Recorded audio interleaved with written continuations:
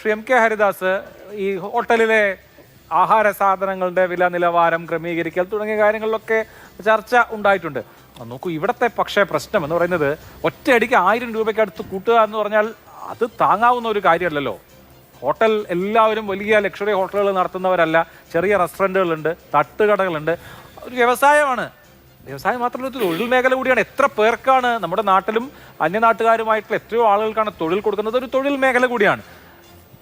Bachelors ആയിട്ടുള്ള വീട്ടിൽ വെക്കാൻ കഴിയാത്ത ആളുകൾ എങ്ങനെയായാലും ഹോട്ടലുകളെ അല്ലെങ്കിൽ റെസ്റ്റോറൻറ്റുകളെ ഡിപ്പെൻഡ് ചെയ്തിട്ട് ഭക്ഷണം കഴിക്കേണ്ട അങ്ങനെ കുറേ ആളുകളുണ്ട്. അപ്പോൾ ഇത് ഒരു പ്രതിസന്ധി പരമാവധി ഒഴിവാക്കുക എന്നുള്ള നിലയിലല്ലേ പരിഹരിക്കാൻ പറ്റൂ?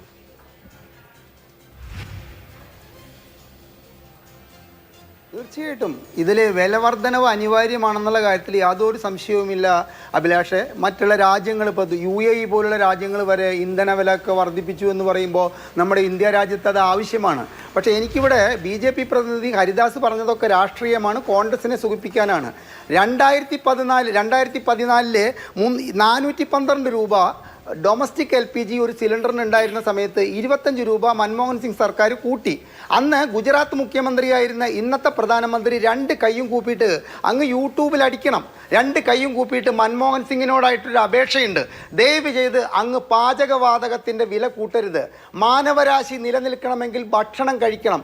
അതിനാവശ്യമായ LPGയുടെ വില വർദ്ധിപ്പിക്കാതിരിക്കാൻ അങ്ങയോട് ഞാൻ താണുകയാണ് അപേക്ഷിക്കുന്നു എന്ന് പറഞ്ഞത് രാഷ്ട്രീയമാണോ? ഏതെങ്കിലും രാഷ്ട്രീയ പാർട്ടിയെ സുഖിപ്പിക്കാനാണോ? ജന്തർ മന്ദറല്ലേ സുഷമ സ്വരാജിൻ്റെ നേതൃത്വത്തിലെ അടുപ്പ് കൂട്ടിയിട്ട്, എന്തുകൊണ്ട് അടുപ്പ് കൂട്ടിയിട്ട്? ഗ്യാസ് സിലിണ്ടർ കൊണ്ട് പ്രതീകാത്മകമായി 3 ഗ്യാസ് സിലിണ്ടർ വെച്ച് അടുപ്പ് കൂട്ടിയിട്ട് തീ കത്തിച്ചുകൊണ്ട് ഈ 25 രൂപ കൂട്ടിയതിനെതിരെ പ്രതിഷേധിച്ചത് ഇന്ന് 890 രൂപ ഒരു ഡൊമസ്റ്റിക് സിലിണ്ടറിന് കൊടുക്കേണ്ടി വന്ന ഇന്ത്യക്കാരുടെ സ്ഥിതിവിശേഷത്തിലേക്കാണ് ഞാൻ താങ്കളുടെ ശ്രദ്ധ കൊണ്ടുപോകുന്നത്. അപ്പോൾ ആ 890 രൂപയാക്കിയതിന് നിങ്ങളുടെ വിശദീകരണം എന്താ? ഉജ്ജ്വൽ യോജന പ്രകാരം ഞങ്ങൾ 12.25 ലക്ഷത്തിനോ 25 ലക്ഷത്തിനോ പാവപ്പെട്ടവർക്ക് സൗജന്യമായിട്ട് ഞങ്ങൾ സിലിണ്ടർ കൊടുത്തു. ആ കൊടുത്ത സിലിണ്ടറിലെ 50% സ്ക്രാപ്പ് കടയിൽ കൊണ്ടുപോയിട്ട് വിൽക്കേണ്ട അവസ്ഥയിലേക്ക് ആ കൊടുത്തവർക്ക് ചെയ്യേണ്ട ഒരു ഗതികേടിലേക്ക് അവരെ കൊണ്ടുചെന്നെത്തിച്ചു ഈ ഇന്ധന വില വർധനവ്. ബാക്കി അത്തരത്തിൽ സിലിണ്ടർ കിട്ടിയതിൽ ഏകദേശം 75% ആൾക്കാരും ആ സിലിണ്ടർ അവർ കച്ചടയിടുന്ന സ്ഥലത്ത് കൂട്ടിവെച്ചിരിക്കുകയാണ്.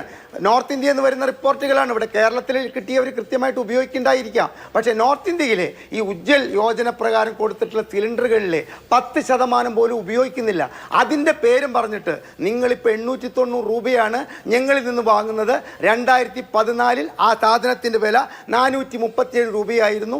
അന്ന് പ്രധാനമന്ത്രിയോട് അപേക്ഷിച്ച അതേ മുഖ്യമന്ത്രി ഇന്ന് പ്രധാനമന്ത്രിയായിരിക്കുമ്പോൾ ഞങ്ങൾക്ക് ഇത്തരത്തിൽ ഹോട്ടൽ വാണിജ്യ സിലിണ്ടറിനെ 993 രൂപ വർദ്ധിപ്പിച്ചതിനെ ന്യായീകരിക്കാൻ ഒരു നിലയ്ക്ക് സാധിക്കില്ല. അതിന് എന്ത് രാഷ്ട്രീയക്കാരനായാലും എന്ത് രാഷ്ട്രീയ പക്ഷപാതിത്വം ഞാൻ പറയുകയാണെങ്കിലും ഇന്ന് എന്നെ കുറ്റപ്പെടുത്തിയാലും എനിക്ക് കുഴപ്പമില്ല.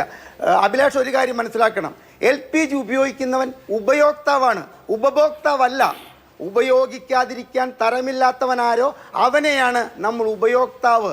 ആ ഉപയോക്താവിനോട് കേന്ദ്ര സർക്കാർ കാണിക്കേണ്ട ഒരു സാമാന്യ മര്യാദയുണ്ട്.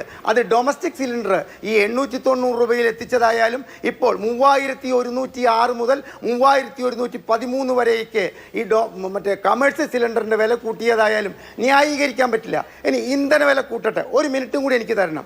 ഇന്ധന വില കൂട്ടട്ടെ. കാരണം എന്താ കണ്ടീഷൻ? പെട്രോൾ, ക്രൂഡ് ഓയിലിൻ്റെ അന്തർദേശീയ മാർക്കറ്റിലെ വില കൂടുന്നതിന് അനുസരിച്ചിട്ട് ഓയിൽ കമ്പനികൾക്ക് വില കൂട്ടാം, കുറയുന്നതിനനുസരിച്ചിട്ട് കുറയ്ക്കണം. ഇപ്പോൾ $126 ആയെങ്കിൽ അഭിലാഷെ ഒരു കാര്യം മനസ്സിലാക്കുക. 3 മാസം മുമ്പ് യുദ്ധം തുടങ്ങും മുമ്പ് $60 $57 ഇവർ ന്യായ പൈസ കുറച്ചിട്ടില്ല. അപ്പോൾ കുറയ്ക്കേണ്ട കാര്യത്തിലെ ന്യായീകരണങ്ങൾ പലതുണ്ടെങ്കിലും കൂട്ടേണ്ട കാര്യത്തിൽ ഒരു ന്യായീകരണവുമില്ല. ഈ കൂട്ടലിനെ നമ്മൾ പൂർണ്ണമായും എതിർക്കുന്നത്. 29-ാം തീയതി ഇലക്ഷൻ കഴിഞ്ഞു, 30-ാം തീയതിയും 1-ാം തീയതിയുമായിട്ട് ഈ വിലവർദ്ധനം അടുപ്പിച്ചിരിക്കുമ്പോൾ ഇതാണ് അന്ധമായ രാഷ്ട്രീയം.